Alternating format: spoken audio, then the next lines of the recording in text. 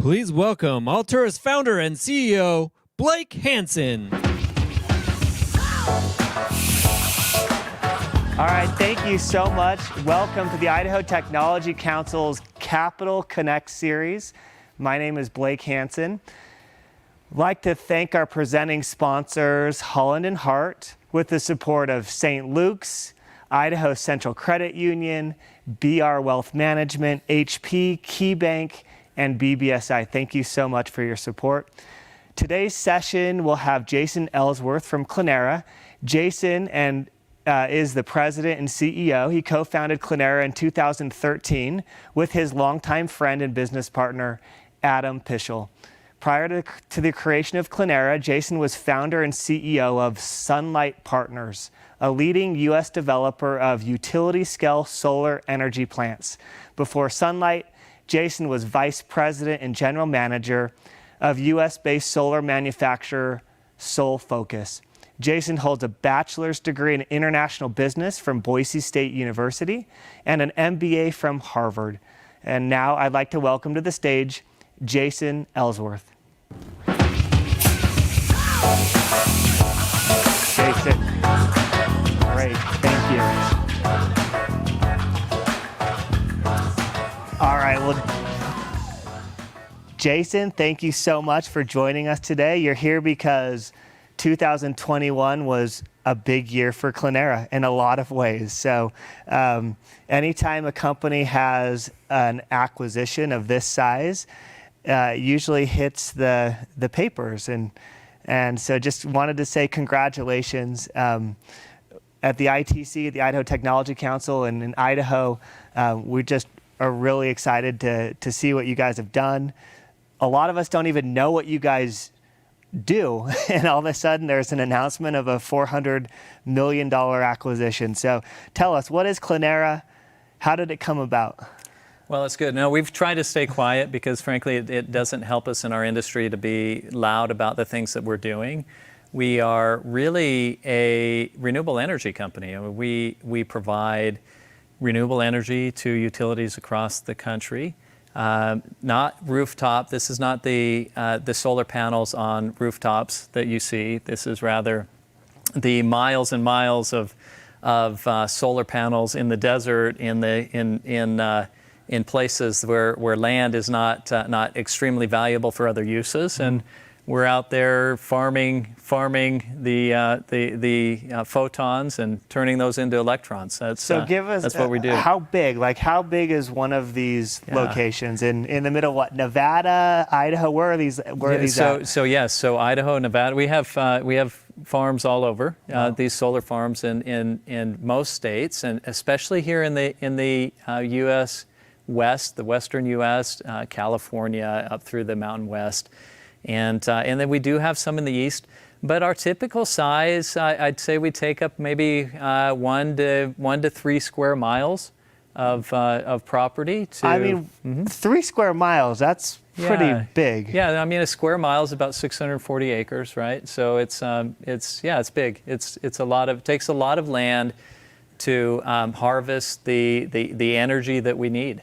And so we do that in scale. We find that in scale that we can reach the economics that are needed. We've been driving down the price of energy significantly across the country for years now. And in fact, I think solar energy on an incremental basis is some of the lowest cost energy one can buy. So people are not just turning to renewables because it's low cost. They're turning to, because it's clean. I mean, that's a great thing, and that's why we're here. But most utilities are making decisions because it meets the bottom line. It's the right thing to do for them from a financial standpoint. It's taken a long time for that to happen. I mean, I think out of the gate decades ago, it was like, this has the potential. But you're saying now it's actually getting to the place where it makes sense on like, maybe not compared to hydroelectric power, but compared to a lot of other sources. Well, certainly, if you were going to put in any new hydro, that would be very expensive. Couldn't justify So it. any new hydro would be difficult to justify. But so the background is we started in a place where the technology had a horizon that was promising.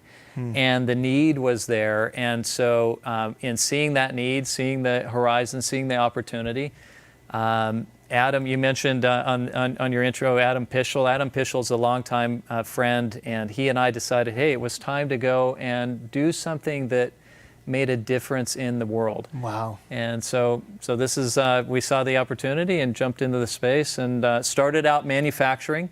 We were working on technology from an engineering standpoint, and then decided the better thing would be to integrate lots of good technology, understanding the technology to use the knowledge we had to integrate that into a solution that made sense for the world. And that's what we've been doing for the last 10 years. So I'm assuming, as you mentioned, that some people take the perspective of let's solve it from an engineering side, or there may be real estate folks who are trying to get the entitlements or find the. You guys are taking kind of a soup to nuts approach on this, or where exactly do you play in this space? That's a great question. So originally when Adam and I launched out together, it was on the engineering technology side, manufacturing. We were building technology that met the need. We saw that really the opportunity was to, as I had mentioned, to integrate the best technologies and turn those into a product that utilities really needed, which in order to do that, one has to start at the very beginning, which is identify the locations, identify the land, find interconnection capacity on the existing lines, right? So we have to understand the grid, the utility grid that we're operating on, the land, the solar resource, the permitting, the jurisdictions that were regulating those permits, and working through that, each of the supply chains that are going to feed it, the construction, then we take it up through construction, and then we're managing these power plants once they're operating. So essentially, you had to become experts in all of this, and you thought, if we're going to be experts in all of this, we might as well have a vertically integrated company that does it all. I mean, is that kind of the way you thought about it? Well, in part of that is we intended to become that over time. We started out with, at first, simply developing projects and selling those. Okay. And we wouldn't build the projects. We were developing and selling those under Sunlight Partners. Okay. Really, for us, the greatest opportunity was to build those and operate them and learn from the operating projects, make the next ones better. So this iterative process of it's getting a virtuous better. cycle. That's great. Yeah. So, well, we'll get to the acquisition, but give a perspective of just the industry itself that you're playing in. It's a massive industry. And how do you guys fit into that industry? Yeah, so it is one of the largest, if not the largest industry in the world. Energy is at the root of everything, and if you look at all economies, that's those are the building blocks. It starts with energy and cost of energy. So it's not only large or amongst the largest, it's growing substantially, especially as we look at both the overall demand for energy driven by EVs, right, electric vehicles, Yeah. and other emerging technologies. But for renewables within that space, the penetration rate has been very low globally, especially here in the US, and that is growing substantially. So when we looked at this, we said, look, let's pick a space where we can make a difference and really do something unique. And we saw this and said, hey, there's a lot of room that we could make mistakes if we made mistakes, right? So this space is growing at a pace that is substantial. Will continue to grow over the next several decades, and will continue to attract some very bright, very capable people that will help organizations like ours thrive over time. Well, let's talk about that. You guys started this company not here in Boise, not in Idaho. What's that story about? Well, so I was out in New York working for a large corporation, and Adam was here in the West, and he somehow convinced me to make the leap and leave. And so the first leap, because New York is rather cold, we decided to go down to Phoenix and made the step, the leap really, to the Phoenix market, and once there, started we started Sole Focus in the manufacturing there. Then we did some work. Then as a follow-up on, in fact, our first development shop was there in Phoenix. Ultimately, both Adam and I wanted to get back to Boise. I mean, we grew up here. Boise's home for us. We love the culture. We love the community. We care about Idaho, and we wanted to be a part of the success of this community. The timing was right. We decided in the early stages of our startup to move to Boise with the intent that we would build the organization here, knowing that actually the workforce, there was limited knowledge of renewables and energy here other than what might exist in the utility, and that we would need to bring in people with good skill sets, but maybe not the knowledge. So we were careful to bring in smart, capable people and train and teach and bring them up in the organization. That's been a huge success for our company. So they moved here with you, or was it like? No, we hired here you largely. pretty much There were a small number of people that moved here with us. Okay, and then you just built it from but here. we built it from here. Wow, yeah. it's amazing. Yeah. So at this point, about how many employees do you guys have? We're approaching 100 right Wow. now, and the plan is to grow by maybe another 25% here this year, or about 25% a year. Okay. And that's just to keep up with the volume that we have on the books. We have a lot of projects we've got to build over the next 5 years, and it takes smart, capable people that want to make a difference. Well, let's talk about this partnership with Enlight renewable energy. So, according to the press release, Clenera sold 90.1% to Enlight Renewable Energy, an Israeli company, in 2021 at a $433 million valuation. Wow, that's big news, really big news. But I'm sure there's so many details behind how that all came together. So were you guys already working with Enlight Renewable Energy? Were they on your radar? Did they approach you? Did you approach them? How did this come together? Well, that's, the industry has been growing substantially, and there aren't a lot of participants of our size and success in the space, and especially participants that are independent. And we were one of the last of the independent platforms in the solar renewables category here in the U.S., with many different large entities trying to expand into the U.S. or expand their operations in the U.S. or grow, whether they're financial or strategic or otherwise.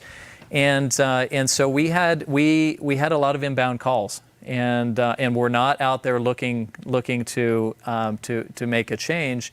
At that point, we were private equity funded.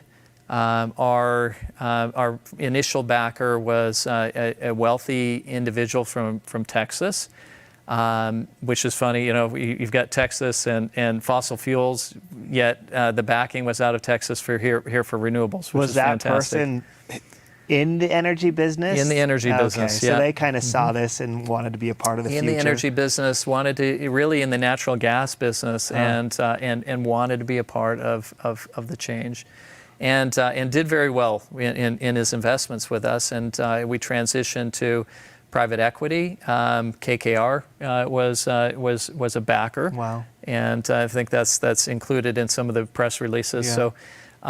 Private equity beginnings were very important to the company, yet we had been successful enough that our pipeline of projects to complete, in fact, contracts that we have on the books with utilities and commitments that we've made in the industry, way exceeded the capital projections that were supported by our private equity partners. Oh, really? That's interesting. Yeah. You think KKR, having been, they have an entire energy platform. They have a entire energy platform, and in fact, all private equity is interested in deploying capital. Absolutely. But at very high return rates, right?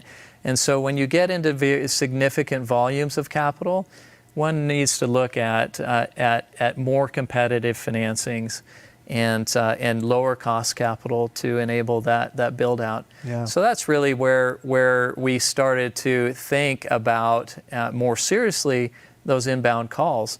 And then as we filtered through those, rather than and thought about potentially running a process to bring in new investors, we saw a couple of really interesting calls come in. One of those was Enlight, and the beauty of Enlight is they were very similar to us, a founder-led company, but of similar size, significant global experience and global success, very low-cost capital, but strategically super aligned. And frankly, they could have been from, they're from Israel, but they could have been from the UK or from Germany, from anywhere. It wasn't where they came from. Yeah. It was more what they brought to the table and the match in terms of the strategy and culture that they really bring. They are as good a fit as one could design if you went about trying to lay out your parameters for a fit. Sounds like kind of a common theme with you. You're trying to build a company with the right people. You're looking at your employees and attracting the right people, having alignment on your capital, making sure these partners are all core value fit. I mean, that sounds like, if we were to say your secret sauce, is this your secret sauce? I mean, just getting the right people. Yeah, thanks for pointing that out. Really, the business is people. Right, it really is people, and the more that you're involved in business, the more you see that it is all about the people.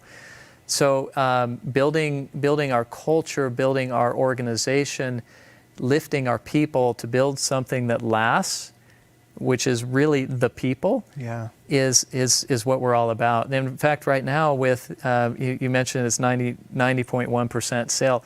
Adam Pischel and I still own roughly 10% of the company. Yeah. We're in it with a focus on continuing to build this organization, helping to lift the people that we care so much about, and new people that are coming in, helping them, enabling them to be successful, both personally and in their professions, with the intent that successful people will make a difference in the world. That's fantastic. And this is a great means of making a big difference in the world. This is a way to reduce our carbon emissions, to increase the access to low-cost power, and to build up manufacturing and other opportunities for other businesses that are looking to employ smart and capable people. I mean, this has got all the virtuous characteristics we look for in a business. One of my thoughts is, well, how do you do this during COVID and all the challenges these companies are having finding the right talent and all of that. And sounds like with this mission that you guys have, what you guys are doing, how you're doing it, the people that you work with, I mean, it probably isn't an issue. That's what I suspect, is you guys have an ability to bring the right type of people and train them up, but you guys are probably attracting the talent and retaining the talent that you need. We have retention's been one of the great blessings to our business, and that's an outgrowth of our focus on people. The COVID hiring, we actually hired, I think, close to 20 people during COVID, and maybe more. If I had somebody here on the stage with me to help me with numbers. Are you remote? Are you distributed across the country? Yeah. Some that are moving here to Boise, others that are out in I'm sure you guys are operating throughout all these states. You have people across the country. We do have people outside of Boise that are working remote, but we also have here in Boise, we have a mix of remote and in-office work. Okay. So it's really a hybrid. And I think much like a lot of other businesses today that are working their way through the COVID equation. The thing is that people, when people care about what they're doing and they enjoy it, they love it, it doesn't matter whether you're coming on in COVID and don't have the support, the in-person support you would typically have, or if you're coming on when you have that infrastructure in place and the regular face-to-face. People are going to invest the time and energy to get it right, and that's what we're seeing. We're focused on hiring good people, and those good people are incredibly successful in the things that they're involved in the business. So. Well, congratulations. That's not really the standard answer that you'd get from CEOs across the country, where they're struggling in so many ways to keep their people and attract new talent. So, well, tell us about this entrepreneurial journey. I mean, you mentioned that Adam was kind of the one that said, hey, let's figure this out. Was he have the entrepreneurial itch a little bit earlier? Did you always know that you were going to be a co-founder or founder of such a high-powered company? Was this in the cards? Is this what you thought when you went to business school, that this is where it would end up? That's good. High-powered company. That's perfect. So it is all about power. No pun intended. Adam and I see eye to eye on so many things in terms of people, culture, and opportunities, how to go about things, and it's a good chemistry in that we don't have to spend immense amounts of time communicating to get on the same page.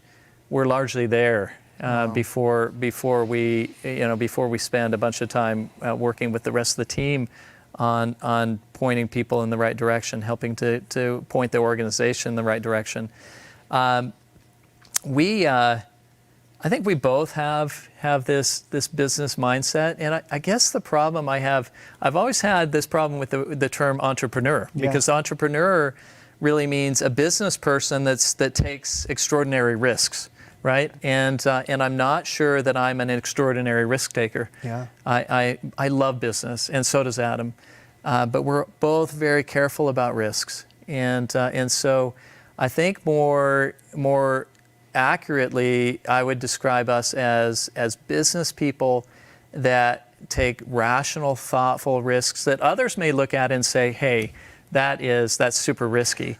But we're looking at those in a measured way and addressing it based on the knowledge that we have. And we both looked at this, and I was coming out of a position where I understood the technology, I understood where the business was going. Yeah. I understood that this was an industry that was huge and growing, and you could make a lot of mistakes and still get it right, and thought, wait, this is where we need to be. Adam knew that he wanted to grow and make something and build something that changed the world, and so that's when we combined forces. And yes, he was pulling on me saying, come on, it's time to leave, time to get out of the corporate world, which where by the way, I was building and creating as well, and enjoying that. They just didn't want to go the same direction. They did not have the interest in building the renewable energy opportunity out. This was something that was dear to my heart and dear to Adam's heart, and so we left to make it happen.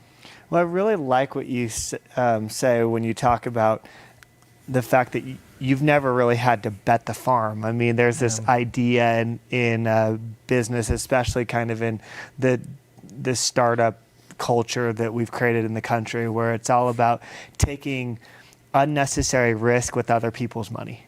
Yeah. And I think you're sitting here today showing us this very sustainable business, again, no pun intended, but you guys have done this without betting the farm. You never had to go and take these massive leaps. You took some calculated risks along the way, but you were doing it all based on knowledge and expertise, and you building a company in a very, like I said, sustainable way. And that probably for a lot of entrepreneurs is the lesson that they could see in you is, hey, we didn't have to go and do this and fail 100 times in order to try to make it. In fact, a lot of those entrepreneurs probably never find a path forward when they're taking unnecessary risk. It really resonates with me how you guys have built this and the future. I mean, where are you going? What does this mean with 10% ownership still? Does that mean you guys are going to be here for 5 or 10 years longer? I mean, it's not every time that a company sells this much. I mean, 90% sell to another company and the co-founders are still there 10 or 20 years later. A lot of times there's a certain amount of time and then they're off doing their thing. Is there any idea in your mind of what that looks like? I mean, it's got to be at least 5 years based on the press releases, but is that kind of the way this is going to play out for you? I think Adam and I have the opportunity to make a big difference at Clenera and continue to grow the company, and especially from the standpoint of lifting and helping and enabling the people that are there, the organization, to be successful. When the time comes that we're no longer really making a big difference there, when we're no longer needed, then there'll be other opportunities for us to pursue, for sure. But the company's in a solid place where it can continue to grow and scale. Yeah.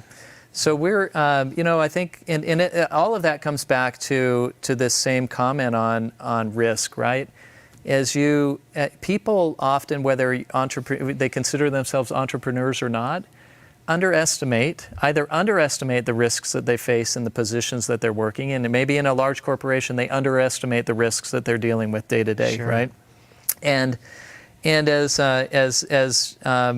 labeled as entrepreneurs, sometimes overestimate the risks that they're facing, right? So I think the key is seeing risks clearly, and for our organization, what we're doing is helping the team to understand the risks that they face, to learn how to identify appropriate solutions that will help propel them individually and as an organization forward.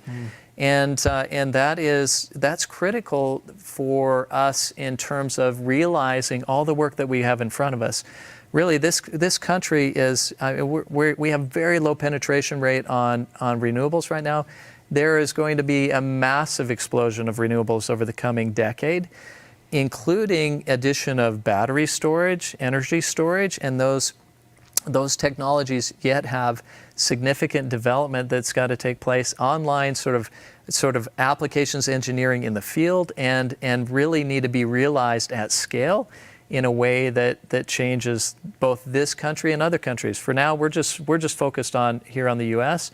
And of course, Enlight is taking on a global challenge, but we can focus on the U.S. and build out the needs and the organization and address the opportunities that exist here.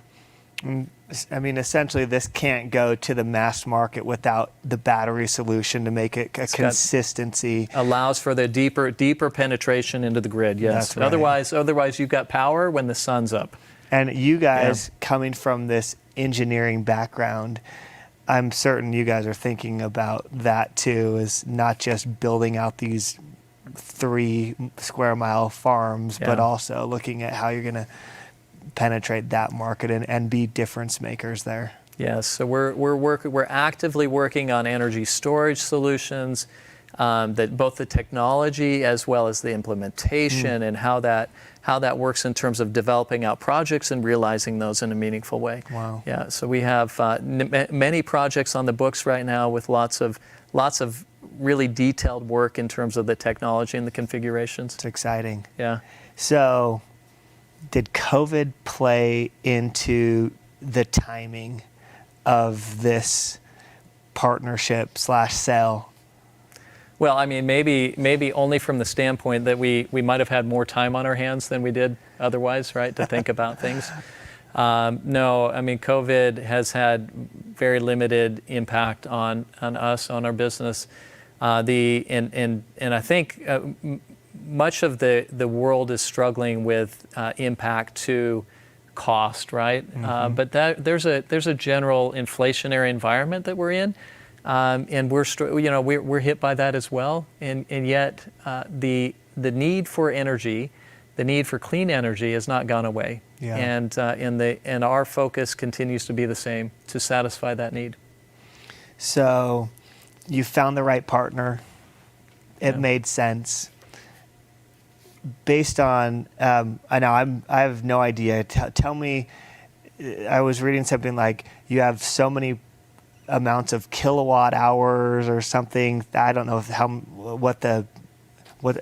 do you quantify where you've been? It was like, hey, we have 100, but we're going to have 1,200 or something. So explain that. Yeah, what have we built and what do we have to go? Because the pipeline was like literally 12x what you guys had already built. And I was like, wow, no wonder people were calling you and knocking down your door, because you had already done a lot, but the future was a massive 10x type of a growth. That's right. So we've built 1.6 gigawatts. Okay, there you go. And now operate that. So we operate that.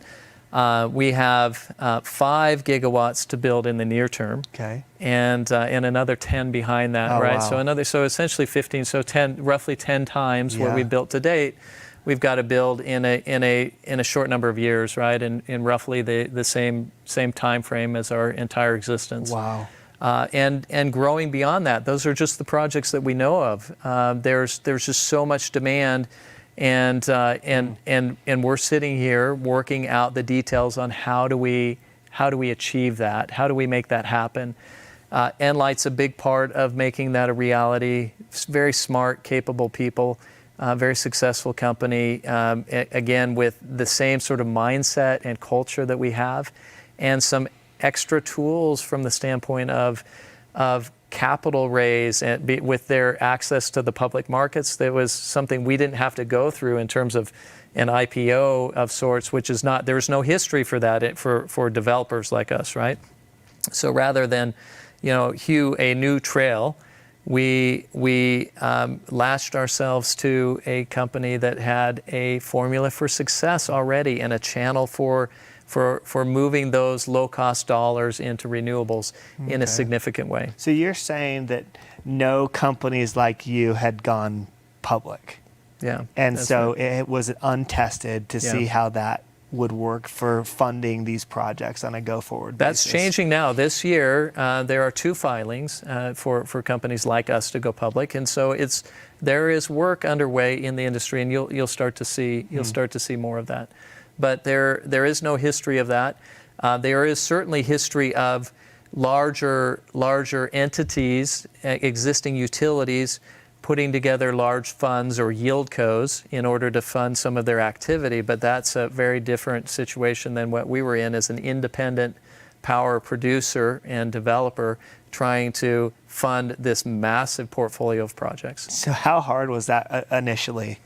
Did you have some of those projects that it was like just trying to figure out the capital stack, or were you in the industry enough to know how to piece it together? No, so always a challenge. Always a challenge to put it all together in a way that made financial sense. There was always money available, but at what cost? Yeah. And so always a challenge to put it together in a way that made sense, and will always be in the future. All projects you have to put, when we're talking about hundreds of millions and billions of dollars, The cost of capital and the structure and the details really matter. And so it is a lot of work.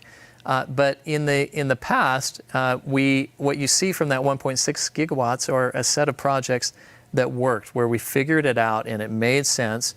But what you don't see are the other 5 gigawatts or 10 gigawatts of projects where we just missed the economics slightly. We couldn't quite make it work, and therefore it didn't happen. And so what we've done is unlock the door to a much bigger opportunity as we see the addressable market for us as a company and our organization really grow, because our capabilities have expanded significantly. Wow, well, that's exciting. Yeah. Well, we've got a couple more minutes. I just want to ask a few questions just about Boise and Idaho, and things have changed a little bit. What year did you guys move here? 2014. 2014. Yeah. So 7-ish years. Yeah. Going on 8. How has the business climate changed in Boise and in Idaho over that time? Oh, we love it. There's such the influx of talent and interest in Boise. Yes, it's clogged our streets and it's driven up real estate prices. Yet, from a business opportunity standpoint, it has opened the door to many different things, right? So what we see now are very sophisticated entities moving in with lots of talented people. And with that, you can see successes at every turn, and it's a great example of what one can accomplish. Whereas Boise was pretty sleepy for a while. You had a couple of, a small number of very successful large entities, but not a lot of smaller successes to point to. And I still think we're a small company, small success. I know the numbers look big, and we deal with big numbers, but it is great to see so many organizations finding a path out of Boise to change the world. And Boise is a great platform to launch from. It's a great place to live as a family. It's a great place to play. And if you're going to really make a difference in the world, you better enjoy both your work, but where you live. And Boise is a great place to enjoy both. I mean, did you ever think going to, East Coast and going to the most prestigious college to get an MBA, did you think after Harvard that you'd be able to build this in Boise? Is that kind of a dream come true for you? I think it's a dream come true that was not planned in great detail, right? This is not something I'd laid out and said, here, I'm going to go back to Boise with a renewable energy company. I think in many ways we set objectives in life that are somewhat broad, sweeping, without a lot of detail, and that's good, because then we can fill in the details as we go, right? I did want to come back to Boise. I wanted to make a difference here, and certainly wanted to provide opportunities, be a part of providing opportunities for other people. Adam shared the same vision, and it's been a really fulfilling thing to see that realized. Wow. in our lives. Well, we are lucky, fortunate, blessed, whatever you want to say, to have you guys here. Congratulations on your success. On your future successes. It sounds like you guys are just getting started. So we're really excited to now know who you guys are and to watch as you guys continue to bring new talent here to Boise and grow your companies. So just want to thank everyone for participating with us today, for making Capital Connect series a part of your day. Remember to check out our past episodes online, on YouTube. I don't know, this is YouTube/Idaho Technology Council, I think is where you find it. Go ahead and subscribe while you're there. And for more information between episodes, you can search Idaho Technology Council on LinkedIn. Thank you, everyone, for joining us. Thank you, Jason. Appreciate it. Thank you for having me. Appreciate it.